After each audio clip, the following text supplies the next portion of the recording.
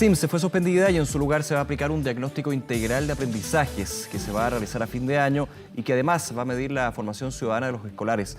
Vamos a conocer más del contexto y también los efectos, por supuesto, que ha tenido la pandemia, la imposibilidad de tener clases presenciales que se van retomando, junto a Daniel Rodríguez, secretario ejecutivo de la Agencia de la Calidad de la Educación. Daniel, muy buenos días, gracias por acompañarnos.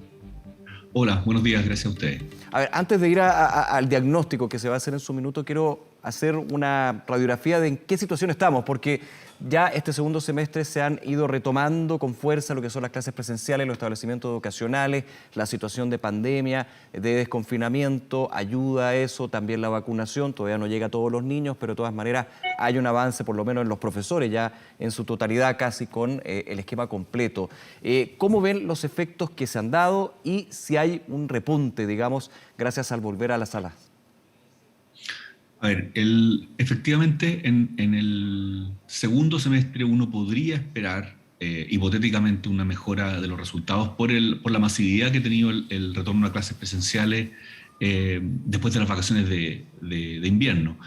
Pero la gran diferencia que tenemos nosotros, por ejemplo, con países desarrollados fue nuestro primer semestre, que fue realmente muy escaso en clases presenciales, en particular en los establecimientos municipales, y la mayoría de los países desarrollados volvió a clases. Entonces, las estimaciones que estos tenían, que era entre 2 y 5 meses, digamos, de retraso en el aprendizaje en promedio, pues puede estimarse que es mucho más grande para países que no han vuelto a clases tan oportunamente como ellos. Entonces, nuestra situación es, a ver, podría haber estado mejorando estos últimos meses, pero en realidad todavía es muy precaria. La segunda evaluación del diagnóstico, es decir, la segunda vez que medimos, que fue ahora en julio, nos va a permitir saber cuánto hemos avanzado respecto a marzo, pero esos resultados todavía no los hemos terminado de analizar. A ver, y el diagnóstico es bien preocupante. Estaba viendo una entrevista que dio a EMOL y usted decía, en 2020 un 60% de los alumnos no debería haber pasado de curso. ¿Eso por las notas? ¿Eso porque no se aprendió lo que se debía aprender debido al curso que está? Profundicemos un poquito en eso, porque es bien preocupante en términos de, claro, muestra lo que ha sido la falta de presencialidad justamente. Sí, el diagnóstico integral de marzo arrojó que el 60% de los estudiantes no tenía el logro estimado en las evaluaciones que hicimos. Y para poder explicar y para poder transmitir a los padres, para poder transmitir a los sostenedores municipales que han sido tan extremadamente lentos en retomar la presencialidad, hicimos una equivalencia con notas. Es decir, si este porcentaje de logro equivaldría a notas, ¿qué nota sería? Y claro, 60% estaba bajo el 4 y por lo tanto, en una condición normal, uno podría decir, estos alumnos no debieron haber sido promovidos. Y hay algo un poco más profundo, que es que pasar de curso, por decirlo de alguna manera muy simple, tiene que ver con haber logrado una serie de aprendizajes básicos que son además un sustento para los aprendizajes siguientes, ¿no? Recordando ese punto, Daniel, que la nota finalmente, más allá de la nota en sí, es la medición si el logro académico se llegó o no, digamos, si se logró el objetivo o no se logró el objetivo. Y si no se logró el objetivo es porque hay que reforzar ese punto y por eso se hablaba en su minuto de repetir de curso, digamos. Eso, más allá de la nota en sí. En rigor, claro, la nota da un poco lo mismo, es una forma de reflejar de cuantificar el tema académico. Exactamente, y aquí es evidente, por los datos que nosotros tenemos, que esto no fue logrado en una buena parte y quizás sirve como una buena alerta. Obviamente no es que no debieron pasado de curso como una política, evidentemente es una condición de pandemia y una excepción que tiene que analizarse. Pero no podemos engañarnos y pensar que una vez que retomemos las clases presenciales en mayor masividad, como está ocurriendo ahora, vamos a partir de cero. Estamos partiendo con un gran retraso. Como te mencionaba, en países desarrollados hablan entre 2 y 6 meses de pérdida, y por eso están sugiriendo, por ejemplo, ampliar el calendario escolar. Pero aquí en Chile la situación es mucho más grave en esa materia. Uno pensaría que va a ser aún más complicado, ¿no? Porque también los alumnos, las alumnas que han podido tener clases telemáticas vuelven a la, entre comillas, normalidad de clases presenciales, pero hay un retraso muy relevante, o sea, hay la mitad de un año académico que fue completamente distinto, ¿para qué decir el año pasado también? O sea, vamos sumando y volver a la presencialidad, primero resulta extraño, y segundo es en un curso. Por ejemplo, el niño o la niña que estaba el año pasado en tercero básico no tuvo clases presenciales en tercero básico y llega a cuarto básico con presencialidad, o sea, con contenidos, con conocimientos distintos, con fórmulas y metodologías distintas también.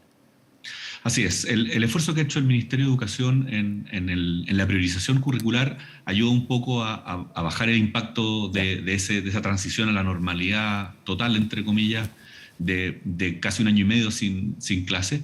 Pero hay un aspecto también más profundo, sobre todo en los alumnos más chicos, que tiene que ver con las costumbres y la escolarización misma, o sea, lo que a veces se llama normalización, que es, por ejemplo, la capacidad de estar sentado poniendo atención Claro. al profesor durante 45 minutos seguidos.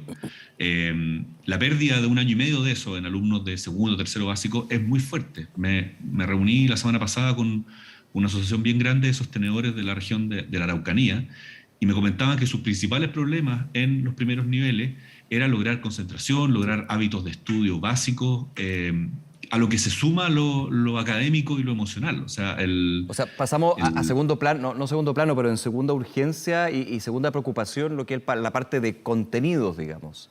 Antes son las metodologías de estudios, la concentración, la normalización del día a día en una sala de clases, que niños lo perdieron casi por completo, digamos. Y dependiendo si son más chicos o no, porque obviamente los que están en un curso más arriba podrían siempre tener el recuerdo de los más chicos, en básica, por ejemplo, es súper difícil.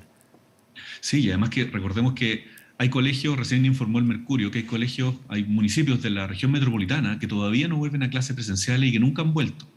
Y esos mismos municipios estuvieron en el paro de profesores de 2019. Es decir, hay colegios que prácticamente llevan 2 años, niños que llevan 2 años sin ir al colegio. Entonces, si uno se lo imagina en un niño de primero o segundo básico, o una niña de tercero o cuarto básico, la situación es realmente compleja, porque la escuela no es solo un espacio de aprendizaje, es un espacio de sociabilidad, de compartir con los pares, de aprender a relacionarse con personas diferentes, con adultos, en fin.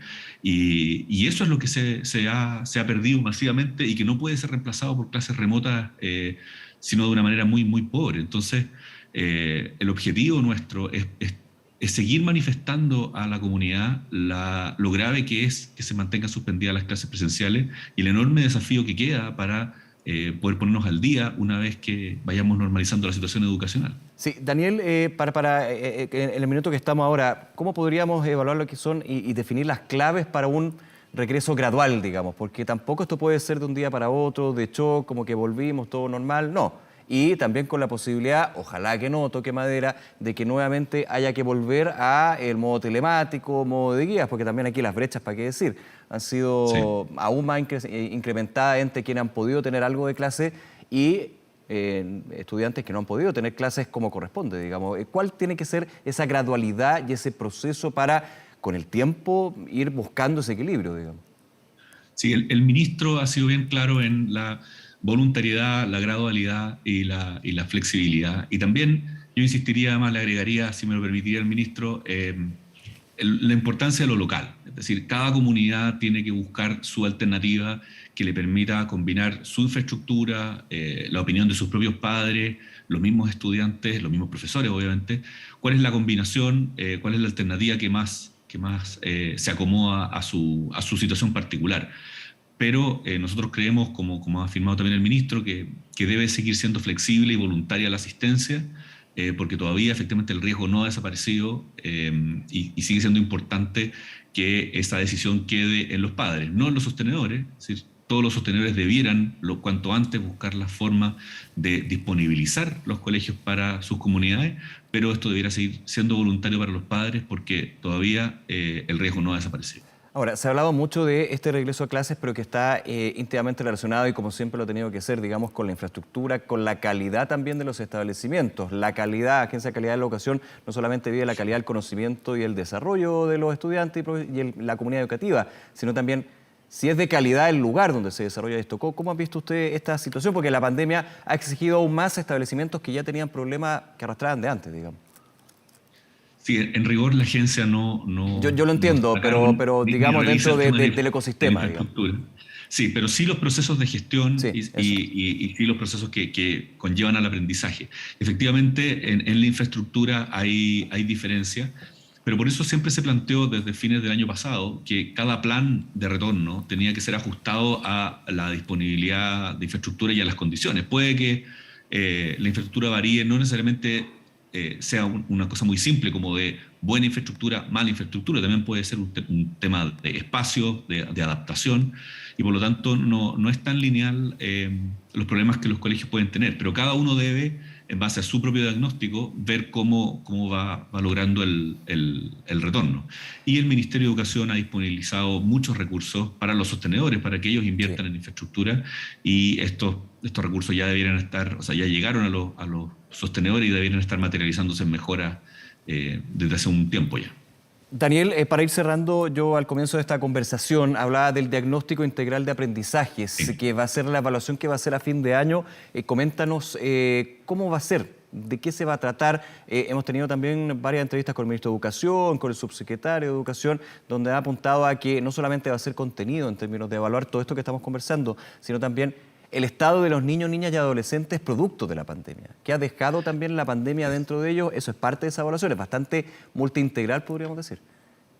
Así es, lo que busca el aprendizaje, el diagnóstico integral de aprendizaje es ser una herramienta pertinente y útil para los colegios en la situación que están viviendo. Entonces, en esta aplicación, que es la cuarta, pero la tercera en este año, a fin que va a ser en noviembre, lo que buscamos es poder darle a los profesores y a los directores, a cada escuela, una idea de cómo están sus estudiantes a nivel académico, en lectura y matemática, por supuesto, y también a nivel socioemocional, que ha sido una de las características o de las firmas del diagnóstico integral, es acompañar junto con las pruebas un cuestionario. En el caso de los más chicos es una actividad, pero un instrumento para poder conocer emocionalmente cómo los estudiantes han vivido esta pandemia, cómo se encuentran ellos, darle una aproximación a los profesores de eso para poder trabajar estos elementos también, porque un alumno que está afectado en su ámbito emocional tiene muchas dificultades para aprender, no le va a costar muchísimo. Entonces es importante que eso se vea primero y eso se incluye en esta evaluación. Adicionalmente, como también queremos ser especialmente pertinentes al momento que vive el país, hubo una consulta ciudadana este fin de semana, es que hemos incluido en esta aplicación la asignatura de formación ciudadana, que está en el currículum, está en los objetivos priorizados, o sea, los colegios lo han trabajado también, y creemos que es muy importante que los estudiantes puedan participar del proceso constituyente, pero desde el conocimiento y desde las habilidades y actitudes de la ciudadanía. Y por eso hemos disponibilizado también como innovación, digamos, esta prueba de formación ciudadana para noviembre. Daniel Rodríguez, secretario ejecutivo de la Agencia de Calidad de la Educación, nuevamente gracias por habernos acompañado esta mañana. Que tenga buen día. Gracias a ustedes también. Un abrazo. Gracias. Chao.